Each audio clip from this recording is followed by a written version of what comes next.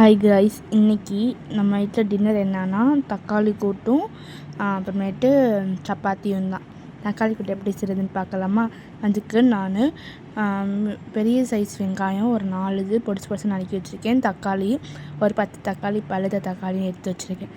ஒரு கடாயில் எண்ணெய் ஊற்றிட்டு கடுகு பொரிஞ்சோடனே கருவேப்பிலை வெங்காயத்தையும் போட்டு நல்லா வதக்கிக்கோங்க. வெங்காயம் வதங்கும் போது கொஞ்சம் உப்பு போட்டிங்கன்னா வெங்காயம் நல்லா வதங்கிடும். வெங்காயம் கொஞ்சம் கண்ணாடி பழம் வதங்கினோடனே தக்காளியை கொட்டி நல்லா வதக்குங்க. தக்காளி கொஞ்சம் சாஃப்டாக வெந்தோடனே வீட்டில் அரைச்ச குழம்பு மிளகாத்தூள் 1 டேபிள் ஸ்பூன், காஷ்மீரி மிளகாத்தூள் 1 டேபிள் ஸ்பூன் போட்டு வதக்கிக்கோங்க. கொஞ்சம் உப்பு அப்போ போட்டுக்கோங்க, உங்களுக்கு தேவையான அளவு போட்டு நல்லா வதக்கி ஒரு 10 நிமிஷம் தண்ணி ஊற்றி ஒரு 10 நிமிஷம் நல்லா கொதிக்க வச்சிடணும். அதுக்கப்புறம் எடுத்திங்கன்னா சூப்பரான தக்காளி கூட்டு தெரியும். சைடில் நான் சப்பாத்தியும் போட்டு எடுத்துட்டேன். அவ்வளோதான், இன்றைக்கி தான் எங்கள் வீட்டில் டின்னர். உங்கள் வீட்டில் என்ன டின்னர்னு சொல்லிட்டு மறக்காமல் கமெண்ட்டில் சொல்லுங்கள். பாய்.